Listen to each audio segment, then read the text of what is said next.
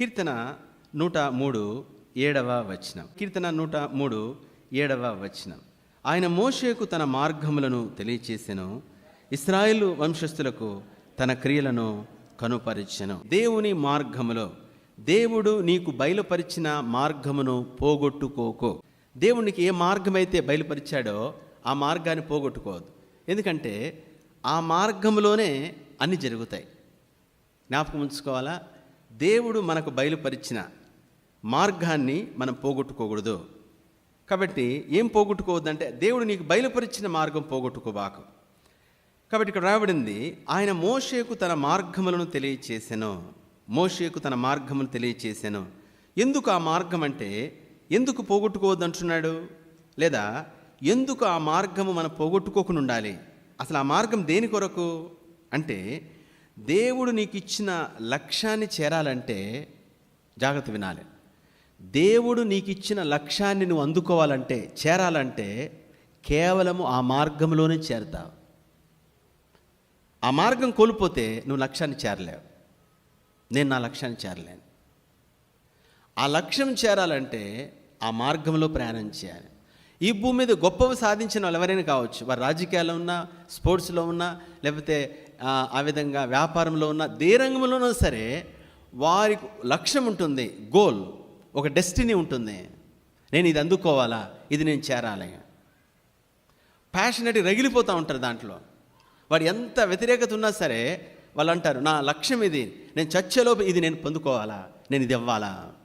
లక్ష్యం ఉన్నవాడే అందుకున్నాడు. ఈ ప్రపంచంలో ఎవడైనా సరే లక్ష్యం లేనోడు దేన్ని అందుకోలేడు, ఎప్పటికీ చేరలేడు. ఓకే, లక్ష్యం ఉంటేనే సరిపోదు.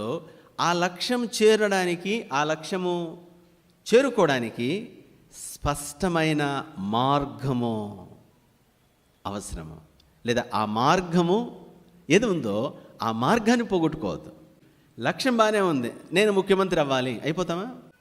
ఎన్నో ఏళ్ల క్రితం లక్ష్యం పెట్టుకున్న వారు ఒక మార్గాన్ని ఎంచుకొని, అంటే ఒక మార్గాన్ని తెలుసుకొని ఆ మార్గంలోనే కింద మీద పడి లేచి ఒక సామ్రాజ్యాన్ని పరిపాలించేవారుగా మార్చబడ్డారు. లక్ష్యము, గమ్యము, గురి అది లేనోడు ఏది చేరలేడు. ఎక్కడున్నానంటే ఎక్కడ వేసిన గొంగలి పర్మనెంట్ అన్నాడు, ఫిక్స్డ్, ఫెవికోల్ అతికించుకున్నట్లు. సరే, ఇప్పుడు లక్ష్యము, గమ్యము, గురి పెట్టుకోవడం చాలా ఈజీ. ఏముంది, పెన్ను పేపర్ తీసుకుని రాసేయడం అంతే. కానీ ఆ లక్ష్యాన్ని, ఆ గమ్యాన్ని చేరడానికి ఒక స్పష్టమైన మార్గము అత్యవసరము. గొప్ప దైవజనుడు అన్నాడు, దేవుడు నీకు ఏం చేయమన్నాడో ఎలా తెలుసుకున్నావో, ఏమిస్తాడో లేదా ఎక్కడికి చేరుస్తాడో అనే విషయాన్ని ఎలా తెలుసుకున్నావో, అలానే ఆ స్థలానికి చేరడానికి ఆ మార్గాన్ని కూడా దేవుని దగ్గర కనుక్కో అన్నాడు. ఆ మార్గము సరే. కాబట్టి దేవుడు నీకు బయలుపరిచిన మార్గమును పోగొట్టుకోబాకు.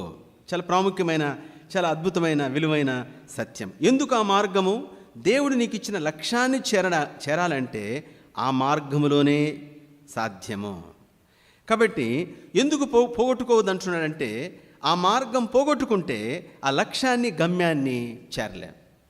మార్గం ఎరుగని బాటసారిలాగా అయిపోతాం. కాసేపు 2 రోజులు ఇట్లా, మళ్ళీ ఇక్కడ వెనక్కి తీసుకుంటాం, మరి 2 రోజులు ఇట్లా, మళ్ళీ అక్కడ నుండి ముందుకు వెళ్తాం, మళ్ళీ అక్కడ నుండి మళ్ళీ రైట్, మళ్ళీ అక్కడ నుండి లెఫ్ట్, ఎడుపోతున్నామో చివరికి గందరగోళం.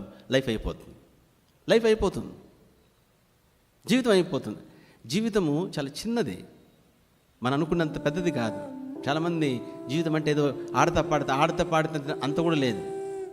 కాబట్టి సోదరుడా, సహోదరి, దేవుడిచ్చిన మార్గము చాలా విలువైనది. కాబట్టి ఆ మార్గము పోగొట్టుకుంటే మన గమ్యాన్ని చేరలేము. కాబట్టి దేవుడిచ్చిన